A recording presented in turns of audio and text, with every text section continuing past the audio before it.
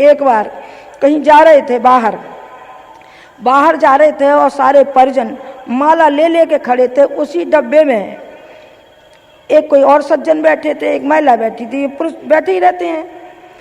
जा कर के पहुंचे, पहले तो समझ रहे थे कि जाने कौन है, इतना भीड़ और इतनी ये काय के लिए माला लेके खड़े, कोई मिनिस्टर होगा, कोई मिनिस्टर होंगे, तो खड़े ही रहते माला लेकर के। अब तो माला वाला साफ हो गई, पहले बहुत ज़्यादा था रिवाज। और लेकर के जैसे ही वो रेल के डब्बे में ऐसे निकले, उन्होंने कहा कि इनके लिए वो इतनी जनता, इसमें क्या विशेषता है, क्या विशेषता है। आपस में कानाफूसी कर रहे थे। उनमें एक सज्जन हमारे थे, हमारे परिजन थे, उन्होंने कहा कि इनमें वो विशेषता है, यदि इसकी विशेषताओं के एक कण भी ग्रहण कर जाए तो वो व्यक्ति धन्य हो जाएगा, धन्य हो जाएगा। इसके अंदर वो विशेषता है। उनके अंदर कभी अहंकार नहीं आया, कभी उनके अंदर मलिनता नहीं आई। हर व्यक्ति को ऊंचा उठाते हुए खुद भी ऊंचे उठते गए, औरों को भी ऊंचा उठाते गए। वो मैं आपके सामने खुद ही बैठी हूँ, खुद भी बैठी हूँ।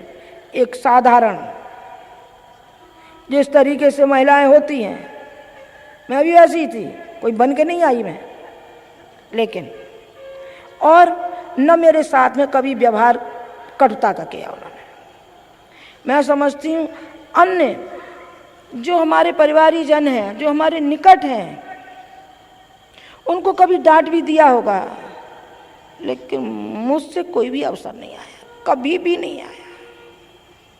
चाहे तो ये उनकी उदारता थी, और चाहे ये समझ लीजिए कि उदारता के साथ साथ मेरी सरलता थी। ये भी हो सकता है, दोनों ही हो सकते हैं। लेकिन इस तरीके से उठा के रख दिया कि कहाँ से कहाँ पहुँचा दिया, कहाँ से कहाँ पहुँचा दिया। मैं 1000 जन्म भी लूँ तो उसका मैं ऋण चुका नहीं सकता। बार बार मेरा मन ये कहता है, भगवान जब कभी भी ये शरीर तू लाए तो तू जन्म जन्म में मेरे उसी साथी को मेरे साथ लाना।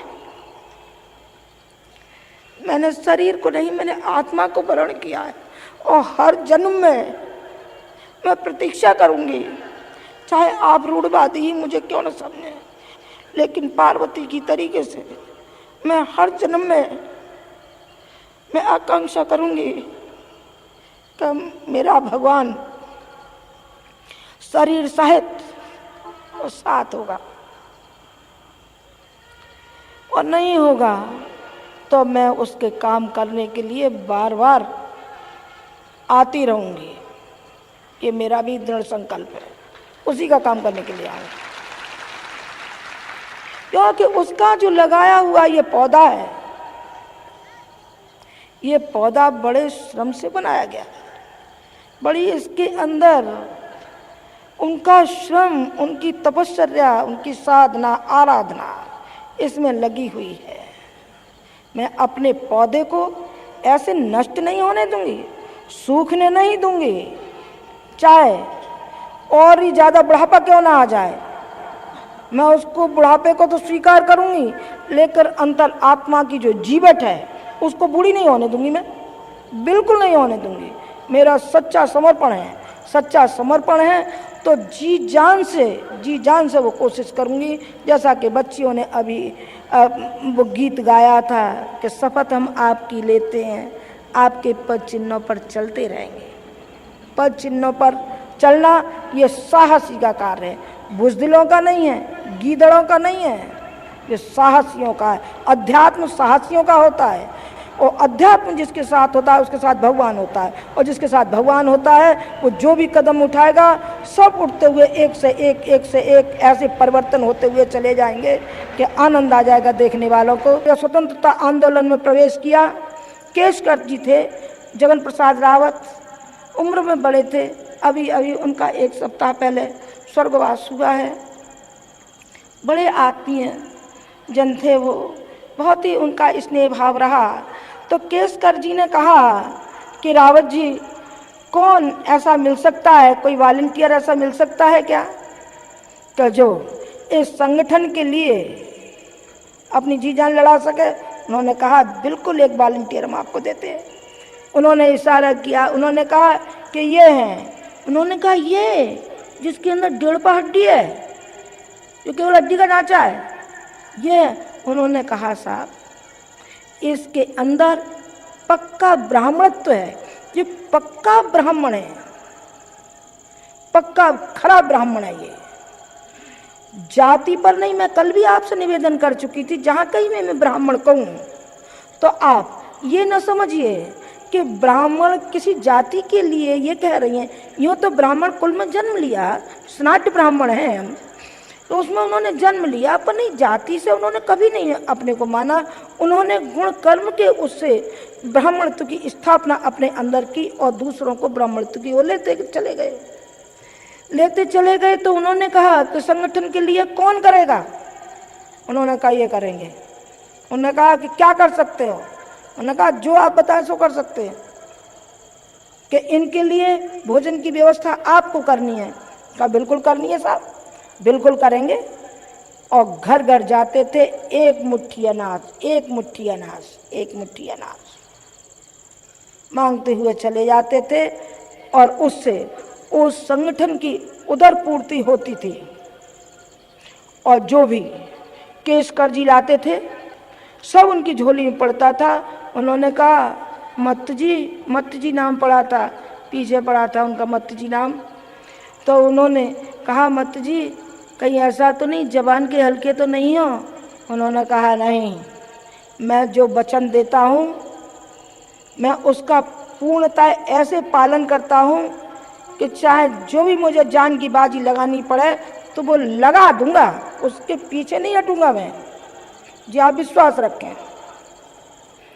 वो ही परंपरा एक मुट्ठी अनाज की, वो आज भी हमारे मिशन में विद्यमान है, जिससे ये इतना बड़ा मिशन स्थापित हुआ।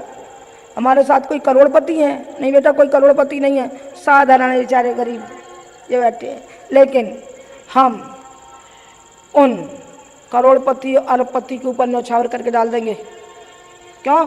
ये श्रद्धावान है, ये उसमें विश्वास करते, कर्म पे विश्वास करते। कर्म पे विश्वास करिए, फालतू बातों को हटाइए, कर्म पे विश्वास करिए। यदि कर्म नहीं है तो कुछ भी नहीं है। राम आए इस संसार में, राम राज्य स्थापित हुआ। राम रहेंगे या आसुरी तत्व रहेगा? राम आसुरी तत्व को पराजित करते हुए चले जाएंगे। भगवान राम पैदा होते रहे, भगवान बुद्ध पैदा होते रहे, ईसा पैदा होते रहे, पैगंबर पैदा होते रहे, मोहम्मद पैदा होते रहे, कन्फ्यूशियस पैदा होते रहे। ये अनेक ऐसे हमारे विश्व के सितारे हैं जिन्होंने समय समय पर परिवर्तन करते हुए चले गए। इनके साथ देवी चेतना थी, उनके साथ ईश्वर था, भक्ति थी, इसलिए वो परिवर्तन होते हुए चले गए। राज्यतंत्र सारे संसार में छाया हुआ था। एक लहर आई, और ऐसी लहर आई वो कि एक ही झोंके में प्रजातंत्र, अधिकांश देशों में प्रजातंत्र स्थापित हो गया, जिसका नाम था रूसों ने प्रजातंत्र को स्थापित किया। अधिकांश देश जो हैं प्रजातंत्र के तहत हैं। और एक लहर और आई, जहाँ देखिए क्रांतियाँ होती हैं वहाँ व्यक्तित्व से होती हैं। केवल मुंह चलाने से क्रांति नहीं होती, क्रांति जनजीवन में लानी है। क्रांति का मतलब मारधाड़ नहीं है, फिर भी समझ लो आप। क्रांति का मतलब है कि जीवन का परिशोधन, अपने अंदर क्रांति, समूचे वातावरण में क्रांति, हलचल। क्रांति का मतलब होता है हलचल, क्रियाशीलता, आगे बढ़ना, दूसरों को बढ़ाना, उसका नाम क्रांति है। क्रांति का मतलब लड़ाई झगड़ा नहीं होता है।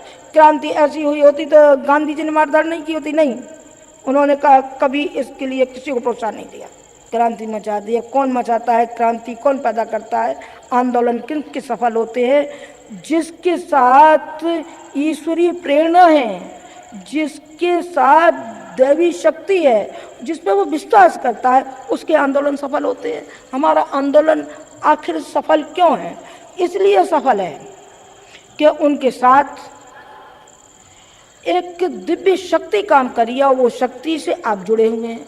वो शक्ति आपके अंदर प्रवाहित हो रही है, आपके अंदर प्रवाहित हो रही है, तो ये आंदोलन का स्वरूप आप देख लीजिए। हमारे YouTube चैनल शांति कुंज वीडियो गायत्री परिवार को सब्सक्राइब करें एवं बेल आइकन जरूर दबाएं ताकि गायत्री परिवार की विभिन्न गतिविधियों की जानकारी आपको मिलती रहे।